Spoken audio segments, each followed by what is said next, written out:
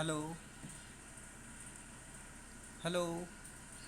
Yes sir. आवाज़ आ रही बेटा? हाँ सर।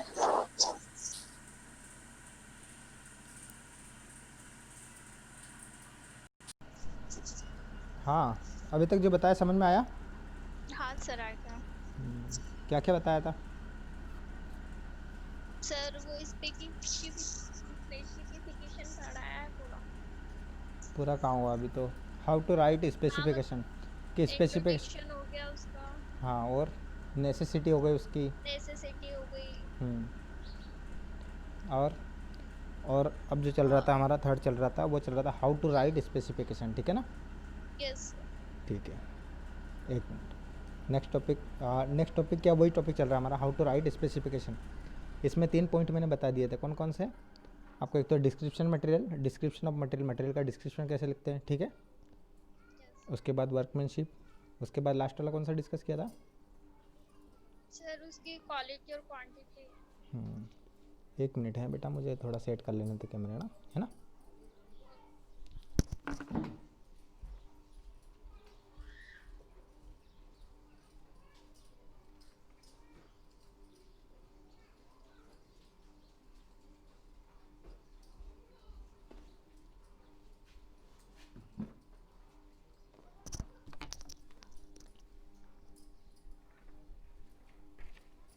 ठीक है, दिख रहा है?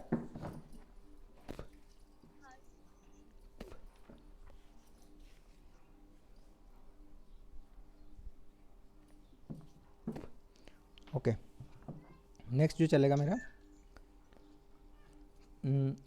थर्ड हो गया, फोर्थ है ना। हेलो। Yes sir. फोर्थ जो आएगा मेरा, प्रोटेक्शन ऑफ वर्क।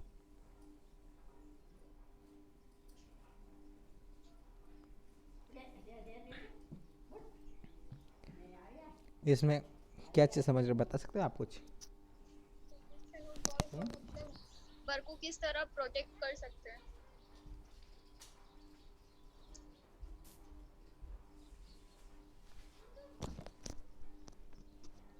हेलो। हाँ सर। प्रोटेक्शन वर्क से क्या समझते हो, बता सकते हैं? मतलब वर्क को किस तरह प्रोटेक्शन कर सकता है। हम्म, ठीक है, और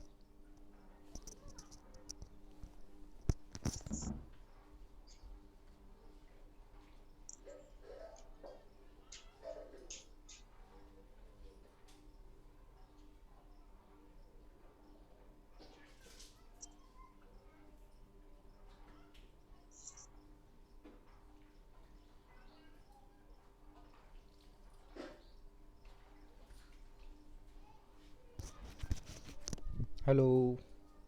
हाँ सर। हेलो। हाँ। आवाज़ कहाँ चली जाती बार बार, आवाज़ नहीं आ रही थी आपकी। हेलो। Yes sir. हाँ, अब आ रही है प्रॉपर आवाज़। हाँ अरे। ठीक है, तो प्रोटेक्शन वर्क को प्रोटेक्ट कैसे कैसे कर सकते हैं आपने ये बताया ना। तो हाँ किस चीज़ के अगेंस्ट, वर्क को किस चीज़ के अगेंस्ट हमें प्रोटेक्ट करना पड़ता है, बताओ बताओ। सर जैसे फॉर एग्जांपल अगर कोई अपन कंक्रीट तैयार कर रहे हैं हम्म, तो उसको सही मात्रा में तैयार करें। ठीक है, तो ये प्रोटेक्शन नहीं हुआ यार, ये प्रोटेक्शन कैसे हुआ बताओ मुझे। फिर सर हम्म, ये प्रोटेक्शन कैसे हुआ ये बताओ मुझे। ये तो प्रिकॉशन प्रिवेंशन हुआ। प्रिकॉशन हो गया तो बताओ, और बताओ कुछ सोच कर। सर थोड़ी आप हिंट दीजिए ना फिर मैं बता दूँ। कोई भी, जैसे आपने काम कर दिया है ना, ठीक है। हेलो। एक वर्क को हाँ आपने सर। इम्प्लीमेंट कर दिया, तो उस वर्क को इम्प्लीमेंट करने के बाद उसको आपको प्रोटेक्ट करके रखना पड़ेगा ना कुछ दिन, हाँ क्योंकि सर। बहुत सारे फैक्टर होते हैं जो उसमें डैमेजेस ला सकते हैं।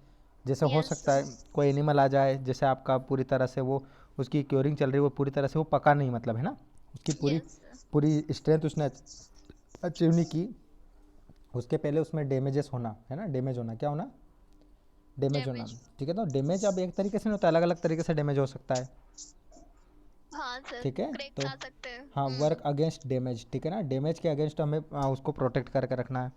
और क्या हो सकता है, और क्या हो सकता है, मेथड मेथड ऑफ क्योरिंग। जैसे फॉर एग्जांपल आपने एक बीम का कास्टिंग किया है ना, एक बीम बना दिया है ना, अब पता यस। चला बीम की क्योरिंग कर रहे हैं आप, तो बीम तो पूरी तरह स्ट्रेंथ नहीं लिया, आज ही आपने बीम की कास्टिंग की, उसको भरा आज ही, है ना। और आप यस। आज ही अगर उसके ऊपर कुछ वेट रख दिया, या फिर आपने जो क्योरिंग कर रहे, क्योरिंग करते समय उसको ऊपर ही चढ़कर आपने क्योरिंग कर दी, है ना। बहुत सारे फैक्टर होते हैं ऐसे, कि मतलब उसको यस। जिस तरह से क्योर करना था वैसे नहीं किया, और आपने मतलब उसकी जो उसकी स्ट्रेंथ को अपने ध्यान में रखा, क्योंकि अभी वो कच्चा है, तब तक आप उसको ध्यान में रख रहे हो, और आप अपने तरीके से कैसे भी उसकी क्योरिंग कर रहे हैं। तो यस उसमें सर। भी क्या होगा, क्योरिंग में क्या होगा, क्योरिंग मतलब होता है तराई करना, है ना। तराई कर रहे हैं यस उस समय भी हमें ध्यान रखना पड़ेगा कि कच्चा है, उसको इस हिसाब से बिल्कुल एक मतलब हाँ जैसे सर, बोलते हैं, है ना। हाँ, ठीक है। अगर मोटार पे कर देते तो क्रैक्स भी आ जाते हैं हाँ, तो ज्यादा। ठीक है ना। लगता नहीं है। तो क्योरिंग, यस। ठीक है। तो method of curing if required, ठीक है, कि कौन से टाइप का मेथड हमें रिक्वायर्ड है, वही मेथड हमें अपनाना पड़ेगा, ठीक है ना। अच्छा, एक आप बताओ मुझे, आप क्योरिंग कितने टाइप का होता है, पढ़ा था हमने, एमटी में पढ़ा था पिछले साल। क्योरिंग होता है ना, अलग अलग मेथड होते हैं, कौन कौन से मेथड होते हैं पता है, क्या बताए। सर भूल गए। पॉन्डिंग मेथड पढ़ा आपने, पॉन्डिंग सर मेथड। पढ़ा तो है बट ध्यान नहीं है। हाँ, एक तो होता है पॉन्डिंग मेथड, और एक होता है आपने देखा होगा बहुत सारे बीम कॉलम पे हम वो हाँ गीला सर, गीला करके, वो बोरे का टाट होता है ना।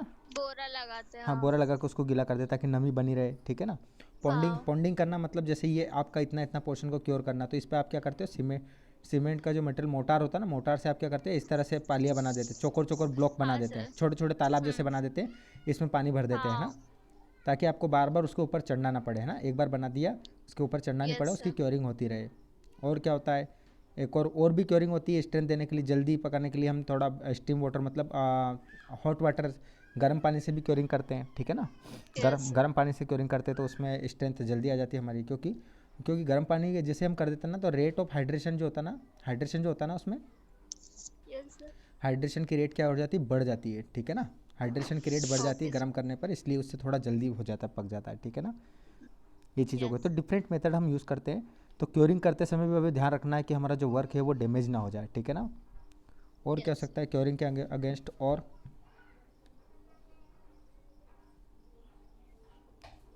बताओ, और किस चीज़ से डैमेज से बचाना पड़ेगा हमको, प्रोटेक्शन ऑफ वर्क, ठीक है। तो प्रोटेक्शन ऑफ वर्क क्या है, प्रोटेक्शन ऑफ वर्क के रिगार्डिंग भी हमें स्पेसिफिकेशन में लिखना पड़ेगा क्या, कि कौन से वर्क को किस टाइप के डैमेज से बचाना है। जैसे एक और बताओ, कुछ एनिमल्स हैं, ठीक है, आपका प्रोजेक्ट साइट चल रहा है, वर्क चल रहा है, उसकी बाउंड्री के अंदर एनिमल्स घुस जाते हैं। अब एनिमल तो ना यस। समझ होते हैं, ठीक है ना। तो बहुत सारे एनिमल्स क्या होते हैं, सिर से जो भी आपने वर्क किया उसको मारते हैं, ठीक है, या चढ़ यस। जाते हैं, तो जिसके कारण क्या होगा, जब आपका जो आपने कास्टिंग की वो पूरी तरह पकी नहीं, तो वो क्या हो जाएगी, क्या हो जाएगी, वो डैमेज हो जाए। डैमेज हो जाएगी। जैसे आप एक कौन सा रिजिड रोड का कंस्ट्रक्शन कर रहे हैं, रिजिड रोड जैसे आरसीसी रोड कंस्ट्रक्शन करते हैं ना, यस सर। तो आरसीसी रोड में क्या होता है कि अगर उसके ऊपर आप ट्रैफिक जो है उसको कंट्रोल करना पड़ता है, क्योंकि लोग जो वाहन वगैरह चलते हैं, ये लोग क्या करते हैं कि मतलब देखते हैं कि वो पूरी तरह पका नहीं, उसके पहले उसको क्या कर देते हैं, उसके ऊपर गाड़ी चलना को शुरू हो जाते हैं चला ना। दे। तो उसके लिए हमें उस प्रोहिबिशन बनाना पड़ेगा वहाँ पर, हमें आ, चाहे वो कुछ ऑब्स्टेकल्स रखने पड़ेंगे ना, ताकि उस रोड के ऊपर कोई यस जाए नहीं, सर। ठीक है ना। अगर निकल गए तो क्या होगा, क्रैक्स डेवलप हो जाएंगे, क्योंकि वो कच्चा है, तब तक पका नहीं, तब तक क्या हो सकता है, उसमें डैमेज आ सकता है, ठीक है ना। तो यस। इस तरह से, तो प्रोटेक्शन, और क्या हो सकता है, प्रोटेक्शन अगेंस्ट अगेंस्ट एनिमल्स, ठीक है ना, एनिमल्स के अगेंस्ट भी हमें प्रोटेक्ट करके चलना पड़ेगा। एंड व्हीकल्स के अगेंस्ट भी करना पड़ेगा ना, क्योंकि कुछ वाहन वगैरह कुछ चढ़ के निकल नहीं जाए, उसके लिए भी देखना पड़ेगा हमें, है ना। और और क्या होता है बताओ, और और बताओ, और किसके रिगार्डिंग प्रोटेक्शन करेंगे आप बताओ। हम्म। सर जब रूफ भरते हैं उसके अगेंस्ट भी तो वो कर सकते हैं ना प्रोटेक्शन। हाँ, उसके अगेंस्ट कैसे करते हैं, जैसे जो नीचे से सपोर्ट दिए, उन सपोर्ट को हाँ। कोई डिस्टर्ब नहीं कर दे, उनको हिला नहीं दे, अगर हिला देगा तो डिस्टर्ब हो जाएगा वो सपोर्ट दिया। डिस्टर्ब हो जाएगा। तो उसके कारण उसमें क्रैक्स आ सकते हैं, ठीक है ना। और पता है आपको कि जब इनिशियल सेटिंग टाइम जो होता है ना कंक्रीट का, जो भी सीमेंट का यस इनिशियल सेटिंग टाइम के बाद अगर हम उसमें इनिशियल सेटिंग टाइम जो होता है उसके बाद अगर हम उसमें कोई भी फोर्स लोड अप्लाई कर देते हैं ना, तो उसमें क्रेक डेवलप हो जाता है। और क्रेक क्यों डेवलप होते हैं? ड्यू टू इट्स, यहाँ लिख देता हूँ मैं, ड्यू दिख रहा ना, due to plastic nature, yes plastic nature, ठीक है ना। अब प्लास्टिक नेचर क्या होता है बताओ मुझे। जैसे जब मोटर आपका जो मोटर है या फिर कंक्रीट है वो अगर इनिशियल टाइम में सेट हो गया, मतलब इनिशियल सेटिंग टाइम उसका कंप्लीट हो गया, वो सेट हो गया, ठीक है, मतलब पूरी तरह उसने अभी कंप्लीट स्ट्रेंथ गेन नहीं की, ठीक है, अभी केवल यस सेट हुआ। तो सेट हुआ उस समय उसमें कोई भी लोड लग गया तो उसमें क्या हो जाएगा, वो आप अगर उसमें लोड क्रैक्स लग गया, जनरेट हो क्रेक्स, जाएंगे। वो क्रेक्स जो क्यों जनरेट होते हैं? Due to the plastic nature of particular material मतलब आपका चाहे मोटर और कंक्रीट हो, उसमें कैसा नेचर आ जाता है? प्लास्टिक नेचर आ जाता है, ठीक है ना। ओके ठीक है ना, वो मतलब अभी तक अच्छा है कि वो आप हाथ से फोर्स लगाओ तो टूट जाएगा, क्रेक्स आ जाएंगे उसमें। और एक बार जो क्रेक्स आ जाते हैं ना, वो वापस से बाइंड होकर वापस से चिपकते नहीं फिर, ठीक है ना। यस गीला है तब तक तो आप कितना ही फोर्स लगा उसको, कितना भी जैसे एडजस्ट करना कर लो, लेकिन जैसे उसमें प्लास्टिक नेचर उसने गेन कर लिया, जैसे ही कंक्रीट या मोटर ने आपका प्लास्टिक नेचर गेन कर लिया, उसके बाद अगर लोड लगा तो उसमें क्या आ जाएंगे? क्रेक्स आ जाएंगे, ठीक है ना। ये भी डैमेज का कारण बन सकता है। और बताओ। सर, अगर कंक्रीट की ब्रिक और कंक्रीट की बेंडिंग ठीक से नहीं हुई तो भी हो नहीं, सकता है। ठीक से नहीं हुई वो तो हमने अगर की गलत की तब वो हो सकता है, लेकिन हमने सही की उसके बाद हो रहा, वो बताओ आप। ये नहीं, ठीक से नहीं हुई है तो मतलब हमने बनाने में गलती कर दी, वो है ना, ओके। ठीक है ना। बॉन्ड जो बॉन्डिंग का बोल रहे, बॉन्डिंग तो बनाने में हमने गलत कर दिया है, ये हो सकता है। हम्म, और बताओ, और किस किस के कारण डैमेजेस हो सकते हैं आपके कंस्ट्रक्शन वर्क में? हम्म, हेलो। सर, एनफोर्समेंट अगर ठीक से यूज नहीं किया है, तो रेनफोर्समेंट सिक्स से यूज़ नहीं किया तो ये कोई आपका, मतलब हाँ, कितने का लगाना चाहिए और उसकी जगह अगर दूसरा लगा दिया तो भी तो डैमेज हो सकता है ना। ये तो आपने बनाने में मिस्टेक्स की है, बनाने में कमियां कर ली है। अच्छा।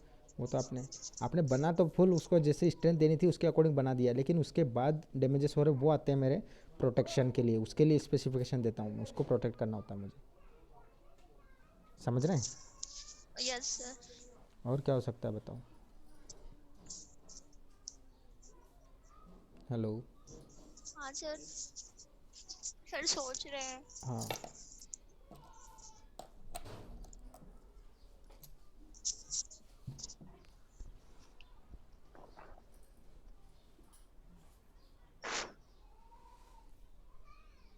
देखो एक रेनी सीजन में, हेलो, हाँ सर। अगर रेनी सीजन में आप कंस्ट्रक्शन कर रहे हो कोई भी, ठीक है, तो रेनी सीजन यस। में अगर आपका वो पूरी तरह से उसकी इनिशियली स्टार्टिंग ही हो रहा वो सेट होना, और उस समय अगर ज़्यादा उसमें वाटर सप्लाई हो गया मतलब बारिश के कारण, हाँ तो सर। उसके कारण क्या हो जाएगा उसमें, उसके कारण भी उसमें क्रैक्स आ जाएंगे या फिर उस, हो सकता है कि जो अपन मोटार करे वो सारा धुल भी जाए। हाँ, उसका जो धुल जाता है तो उससे उसकी क्या स्ट्रेंथ कम हो जाती है। तो इस कंडीशन में हाँ। रेनी सीजन में अगर कंस्ट्रक्शन कर रहे हैं तो हमें उसको उससे प्रोटेक्ट करके रखना पड़ेगा कि डायरेक्ट रेन उसके कॉन्टेक्ट में आना चाहिए, उसको चाहे ढक दो किसी चीज़ से, है ना, कवर करके रख दो, यस ठीक है ना। सर। ये सारी चीज़ होती है। और क्या होता है इसके अलावा? प्रोटेक्शन, हाँ बोलो। सर, फ्लोर का भी ले सकते हैं ना। फ्लोर, फर्श का। हाँ हाँ, फर्श का क्या?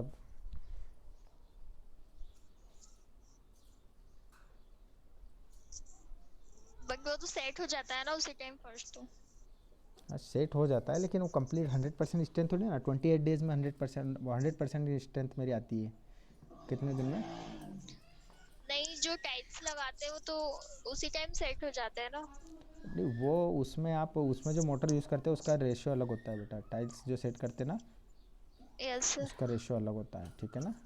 वो क्या पहले से आप प्लास्टिक नेचर वाला मटेरियल यूज़ करते हैं उसमें, मतलब जो मोटर तैयार होगा ना उसका नेचर ही प्लास्टिक होगा, बिखरा हुआ, उसका जो मोटर तैयार होगा ना बिखरा हुआ रहेगा ना, थोड़ा सूखेपन पे, यस। वो बिल्कुल गीला नहीं होता, ठीक है ना। तो टाइल्स यस वाले सर। वो टाइल्स वगैरह सेटिंग करने में उसमें वो इतना वो नहीं होता है। और इसके अलावा रेन से हो सर, गया। ऐसा भी तो होता है ना कि मोटार कर दिया उसके बाद हम बिना उसकी तराई करे और सीमेंट का कर दे, उससे भी तो हो सकता है। क्या क्या चीज़ सीमेंट से कर दो डायरेक्ट? मतलब हमने उससे सैंड से किया बड़ा वाला मोटार, हम्म, और सर एक मिनट, कृतिका आई है, हम्म सर की क्लास चल रही है, अच्छा जल्दी देख आना।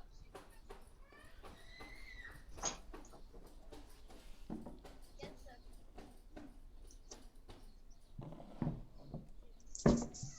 Yes sir.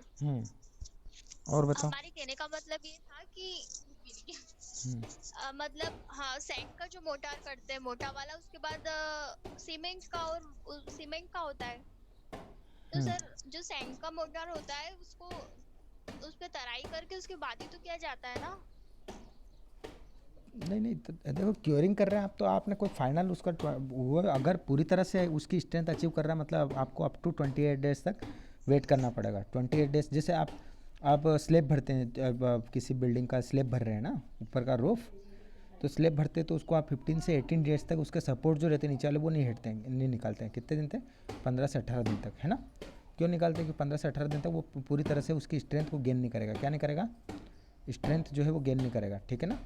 अब उसने स्ट्रेंथ गेन की इसलिए नहीं निकाला हमने, तो अब आप बोल रहे हैं कि क्या कि सीमेंट को यूज़ कर लें उसकी जगह ना, मोटार की जगह। Hello hello.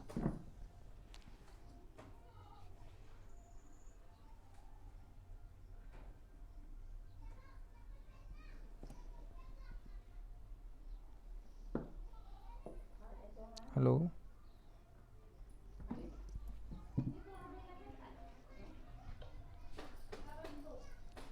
Hello.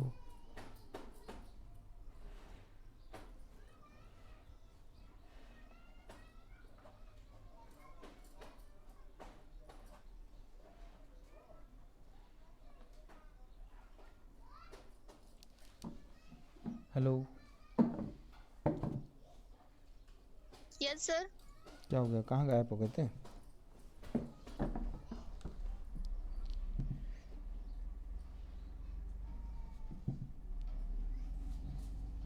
Hello. Sir वो कॉल आ गया था दी का, हाँ। ठीक है बेटा, ठीक है। तो प्रोटेक्शन अगेंस्ट एक्सीडेंटल केसेस। अब एक्सीडेंटल केसेस में बहुत सारे केसेस हो सकते हैं आपके, कुछ भी जो कि कुछ एक्टिविटी ऐसी भी होती है जो आप जानबूझ के नहीं करते हैं, बाय मिस्टेक हो जाती है या गलती से हो जाती है ना, तो वो मिस्टेक भी तो आपका जो भी आपका कंस्ट्रक्शन है उसमें डैमेज कर सकता है, ठीक है ना। तो एक्सीडेंटल केसेस में और भी जितनी भी गतिविधियाँ आपकी जो मैन पावर एक्टिविटीज़ होती है वो सारी इसमें इंक्लूड होगी, ठीक है ना। हेलो। Yes sir. ठीक है, इतना समझ में आया? Yes sir. ठीक है। नेक्स्ट लिखता हूँ मैं फिफ्थ वाला। मेरा फिफ्थ वाला जो होता है एक्सप्रेशन। एक्सप्रेशन से क्या समझते हैं आप, बताओ। Expression,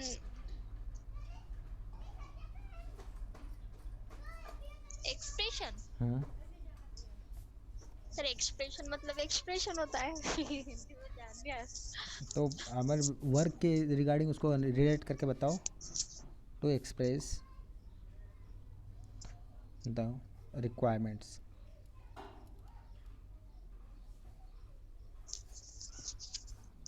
of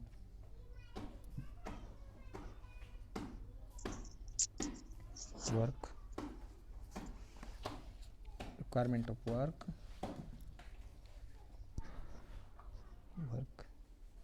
specification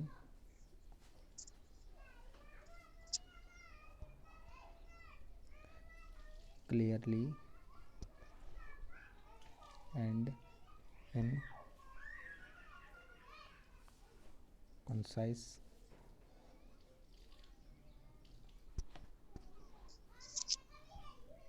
from avoiding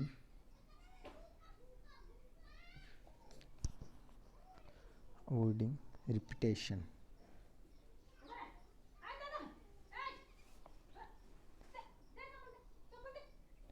and unusual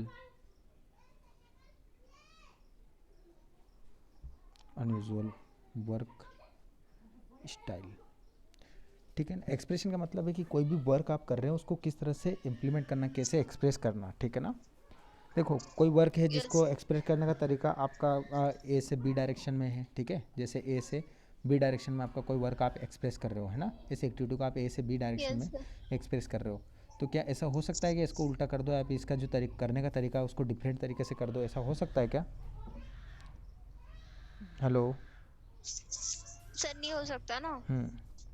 और साथ ही साथ कोई वर्क कर रहे हैं तो उसको अगेन एंड अगेन रिपीटेशन भी उसमें नहीं हो सकता। रिपीटेशन होगा तो उसका मतलब क्या हो जाएगा, वो हमारे लिए डैमेज क्रिएट कर देगा, ठीक है ना। कोई एक्टिविटी आप कर रहे हैं उसमें अगेन एंड यस। अगेन, क्योंकि एक बार जो भी आप स्ट्रक्चर का पार्ट आपने लिया तो उस पार्ट को एक बार आप कंप्लीट कर दो, उसमें दोबारा से रिपीटेशन नहीं होना चाहिए, क्योंकि रिपीटेशन होगा मतलब उसको एक्सप्रेस जो कर रहे हैं एक सिस्टमेटिक तरीके से होना चाहिए, उसमें रिपीटेशन नहीं होना चाहिए। अगर रिपीटेशन होगा तो क्या होगा, उससे रिपीटेशन हुआ तो जो आपका पहले जो आपने एक बार कर दिया उसके ऊपर दोबारा से कोई दूसरी एक्टिविटी आप रिपीट कर रहे हो तो इसका मतलब वो जो पहली वाली एक्टिविटी उसके लिए डैमेज क्रिएट कर देगा, क्या कर देगा? सर हाँ सर, डैमेज एक्टिविटी प्रोवाइड कर ठीक है। ठीक है, तो इसका मतलब एक सिस्टमेटिक तरीके में सारी जो एक्टिविटीज़ है उसको आपको यूजुअली चलने देना है, ठीक है ना। उसमें कोई भी आप किसी यस। एक एक्टिविटी के ऊपर दूसरी एक्टिविटी को कंटिन्यूसली रिपीटेट नहीं कर सकते। रिपीटेट करेंगे तो जो इनिशियल स्टार्टिंग वाली एक्टिविटी उसमें आपके कुछ प्रॉब्लम आ सकती है, ठीक है ना, क्योंकि वो पूरी तरह से कंप्लीट नहीं हुआ। यस। ठीक है, नेक्स्ट बात करता हूँ मैं, सिक्स्थ वाला मेरा clauses of specification.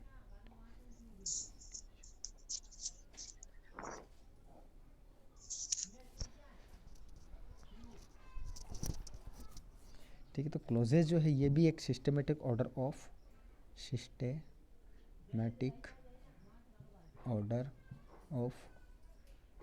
Order for different activities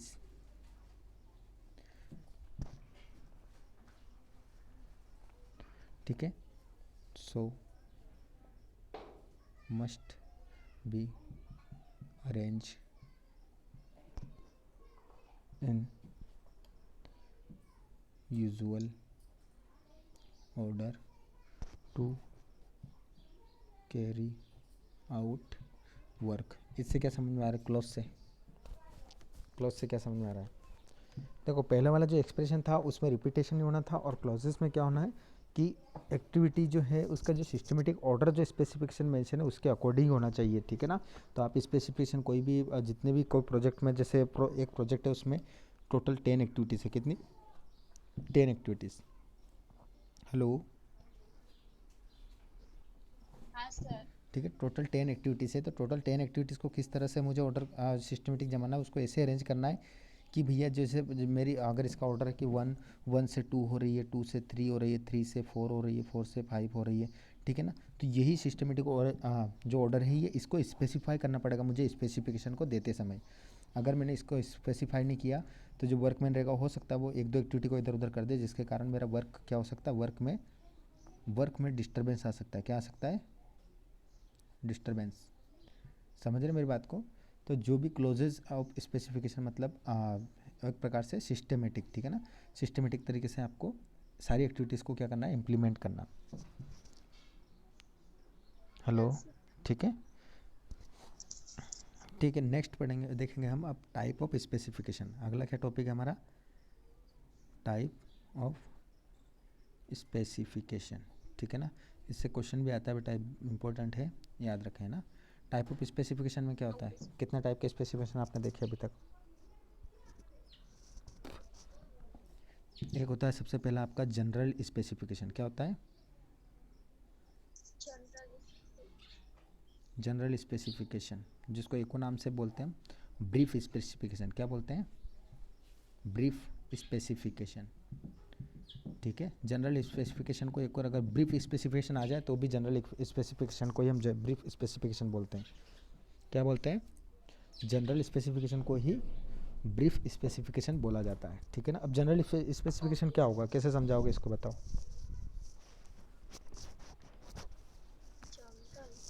general मतलब सामान्य, पहले कोई भी चीज़ की आप स्पेसिफाई कर रहे हो तो उसकी हाँ जनरल सर। जनरल डिटेल्स, ठीक है ना। और इसको एक और वर्ड से बोला मैंने, सामान्य ब्रीफ। डिटेल्स। हाँ, और सामान्य डिटेल अगर मैं दे रहा हूँ तो सामान्य मतलब छोटे छोटे पॉइंट्स में बता दूंगा कि ये यस सर। स्पेसिफिकेशन होगी। मतलब ब्रीफ मतलब बिल्कुल छोटे रूप में। आप बहुत सारे क्वेश्चन आते हैं ना, बहुत बार क्वेश्चन आता है कि right a brief note on this XYZ, ठीक है ना। तो ब्रीफ मतलब छोटा, ठीक है। तो कम से कम शब्दों में उसका जो सारा जनरल जो भी स्पेसिफिकेशन देना है उसको एक्सप्लेन करना। ठीक है। तो इसमें क्या क्या हो सकता है जनरल स्पेसिफिकेशन में? सबसे पहला नेचर ऑफ वर्क। ठीक है, इसमें क्या होगा, नेचर ऑफ वर्क का स्पेसिफिकेशन दिया जाएगा। सबसे पहले नेचर ऑफ वर्क बताना होगा मुझे, है ना, किस टाइप का नेचर है। और क्या बताना होगा बेटा, क्लास, कौन से क्लास का वर्क है, क्लास ऑफ वर्क। और क्या हो सकता है जो जनरल स्पेसिफिकेशन में रख सकते हो आप। ठीक है, अगला नेम ऑफ मटेरियल्स।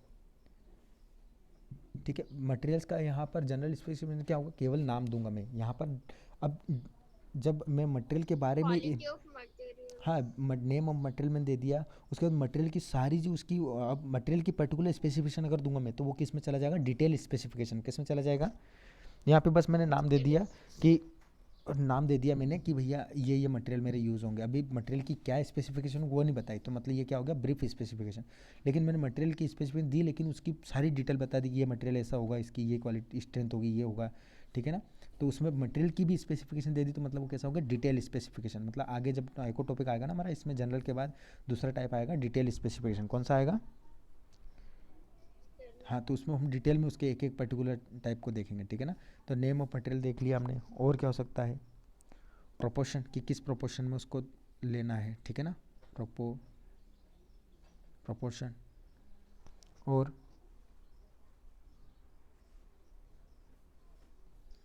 ठीक है, तो हम जो मेजरली जनरल स्पेसिफिकेशन में क्या क्या डिस्क्राइब करते हैं, nature of work, class of work, name of material और प्रोपोर्शन। ठीक है ना, और इसके अलावा इसका भी पॉइंट देखते हैं। ठीक है, किसका, जनरल स्पेसिफिकेशन का। ठीक है, तो जनरल स्पेसिफिकेशन में क्या होता है, only brief description, only brief description of each and every, हर एक आइटम का क्या होगा, ब्रीफ स्पेसिफिकेशन ही दूंगा मैं। Every item is given. समझ रहे मेरी बात को, कि जितना भी आइटम, जो आइटम यूज हो रहा है उसका क्या दूंगा, केवल ब्रीफ स्पेसिफिकेशन ही मैं दूंगा। क्या दूंगा, हेलो, ना, उसका ब्रीफली उसको डिस्क्राइब कर दूंगा, उसके बाद डिटेल में ज़्यादा बात नहीं करूंगा। ठीक है ना, given it is useful for estimating, estimate मतलब क्या होता है, estimate, useful for estimate the project. इसका मतलब क्या होता है, एस्टिमेट का मतलब क्या होता है, पता है, पहले बताया था मैंने, एस्टिमेट का मतलब क्या होता है, हेलो। Yes sir. ठीक है, कि एस्टिमेट मतलब एक प्रकार से उसका आकलन करना, मतलब कि कितना तक उसका कॉस्ट जा सकता है, कोई यस प्रोजेक्ट सर। है। तो अगर ब्रीफ से है तो ब्रीफ से आपको ऑल अप एक एस्टिमेटेड कॉस्ट पता चल जाएगी कि भैया ये मटेरियल मेरा है, उसका डिस्क्रिप्शन मैंने दे दिया, कैसा, ब्रीफली छोटे छोटे रूप में बता दिया कि ऐसा ये मटेरियल होगा। ठीक है, तो उसमें मैं क्या, उसका एक कॉस्ट का एस्टिमेट, एक अनुमानित कॉस्ट भी उसका मैं बता सकता हूँ इससे, है ना, किससे, ब्रीफ डिस्क्रिप्शन से। और सी वाला पॉइंट देखेंगे इसमें, अगला पॉइंट। ठीक है, कि हम अब इसमें अगले पॉइंट में क्या बताएंगे, कि मतलब बिना हम किसी चीज़ की ब्रीफली डिस्क्रिप्शन दिए बिना ही हम क्या कर सकते हैं, उसकी जनरल इन्फॉर्मेशन, ठीक है, किसके बारे में, क्वांटिटीज़, मटेरियल की क्वांटिटीज़ के बारे में, मटेरियल क्या है उसके बारे में, मटेरियल के नेचर के बारे में, कौन सा टाइप का वर्क है, ये सारी चीज़ें हमें पता चल जाएगी। ठीक है, तो इससे एक और क्या फ़ायदा, जनरल स्पेसिफिकेशन का एक और क्या फ़ायदा है, without going through detailed specification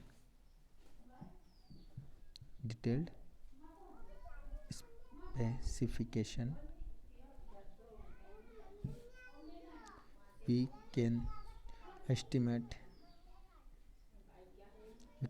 क्या क्या एस्टिमेट कर सकते हैं, जो फर्स्ट पॉइंट में पढ़ा था हमने, जैसे नेचर ऑफ वर्क, ठीक है ना, और क्लास ऑफ वर्क, और क्या कर सकता है, नेम ऑफ मटेरियल।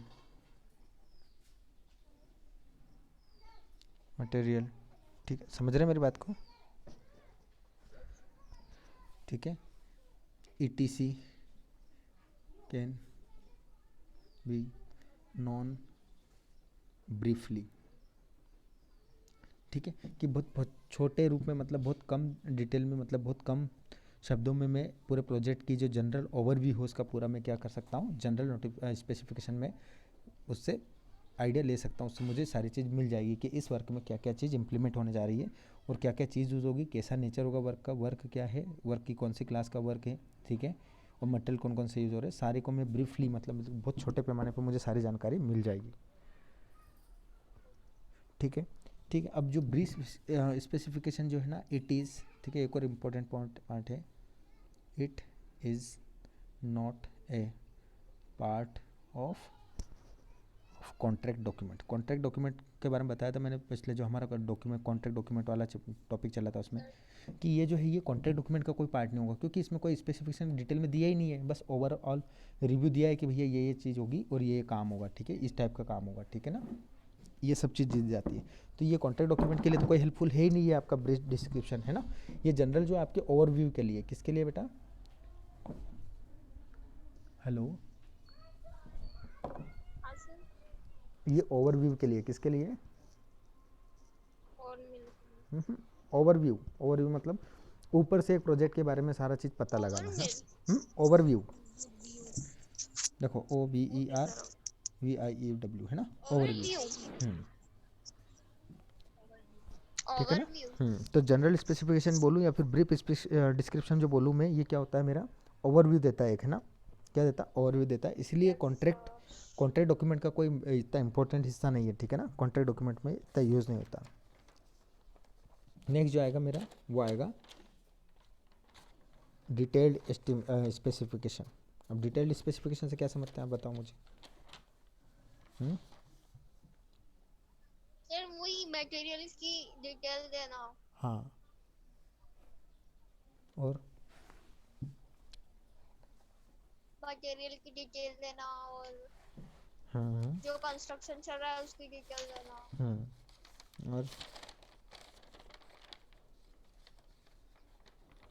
और बताओ, फिर भी जो आंसर चाहिए वो नहीं मिला मुझे।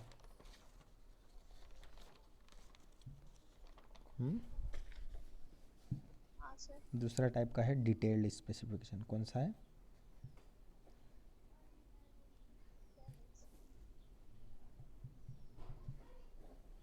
डिटेल्ड स्पेसिफिकेशन, इसका सबसे पहला पॉइंट है,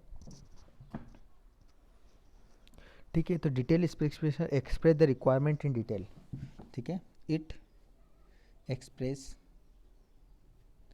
द रिक्वायरमेंट इन डिटेल, कैसे देता है बेटा, रिक्वायरमेंट जितनी भी हो रही है उसको किस में देता है, डिटेल में देता है, ठीक है ना।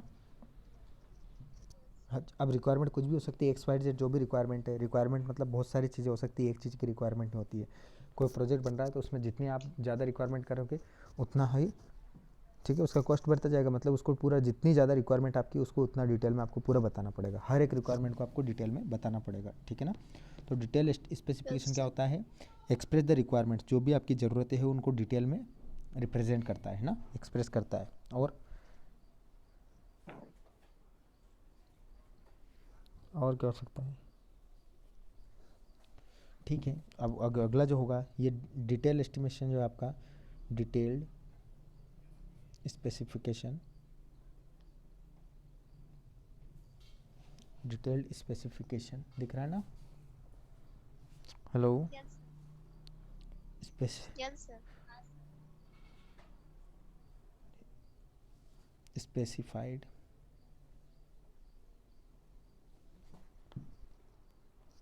एन स्पेसिफाइड आपका किस किस चीज़ को स्पेसिफाई करेगा, आइटम को, ठीक है, आइटम के बाद और क्वांटिटी, है ना, क्वांटिटी कितनी ये डिटेल में बताएगा, और उसकी क्वालिटी, क्वालिटी कैसी रहनी चाहिए बताएगा, ठीक है ना, और क्वालिटी, और क्या बताएगा, किसकी चीज़, किसकी बताएगा, मटेरियल्स की, क्वालिटी ऑफ मटेरियल्स, मटेरियल्स ठीक है, मटेरियल्स, और इसके अलावा वर्कमैनशिप, अगला क्या होगा, वर्कमैनशिप, वर्कमैनशिप को डिस्क्राइब करेगा, और मेथड ऑफ प्रिपरेशन, ठीक है ना, किस मेथड से प्रिपेयर करना आपको, method of preparation, yes sir. Preparation करने का मेथड, ठीक है ना। और साथ ही साथ मेथड ऑफ, एक और है इम्पोर्टेंट है, मेथड ऑफ मेजरमेंट्स, ठीक है ना। सारा मेजरमेंट जो होगा किस मेथड से होगा वो सारी चीज़ इसमें हम देखेंगे, ठीक है। Yes sir.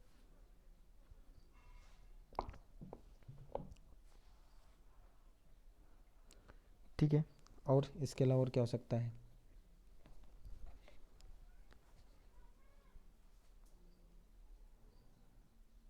हेलो।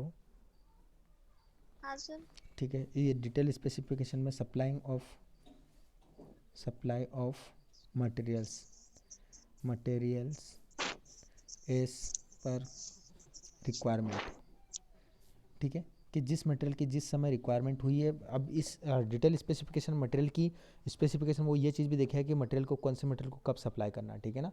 अब देखो कुछ मटेरियल ऐसा है जो जिसकी आपको प्रोजेक्ट शुरू किया उसके बहुत लेट, बहुत दिनों बाद ज़रूरत पड़ रही है, तो अगर आप पहले से ले जाकर रख दोगे तो वो हो सकता है डैमेज हो जाए आपका मटेरियल, ठीक है ना, मटेरियल ख़राब हो सकता है मटेरियल, ठीक है ना। फॉर एग्जांपल मैं एक सीमेंट ही ले लूँ, सीमेंट की जितनी रिक्वायरमेंट होती है उतनी पहले मंगाई जाती है ना। ऐसा तो नहीं कि रिक्वायरमेंट आपकी 100 बैग की और आपने 200 मंगवा के रख लिए, ठीक है ना। तो वो एटमॉस्फेयर में रखे रहेंगे तो क्या होगा, हो सकता है किसी एक्सीडेंटल केसेस जैसे बारिश हो गई है, ठीक है ना, या फिर खुले में रखी तो नमी के कारण, इसके कारण वो क्या हो सकता है, वो क्या हो सकता है, ख़राब हो सकता है, डैमेज हो सकता है बैग, ठीक है ना। तो जो मटेरियल जिस समय रिक्वायरमेंट होगा उसको स्पेसिफाई करना पड़ेगा कौन सा मटेरियल किस समय सप्लाई करना है। समझ रहे हैं मेरी बात को? हेलो।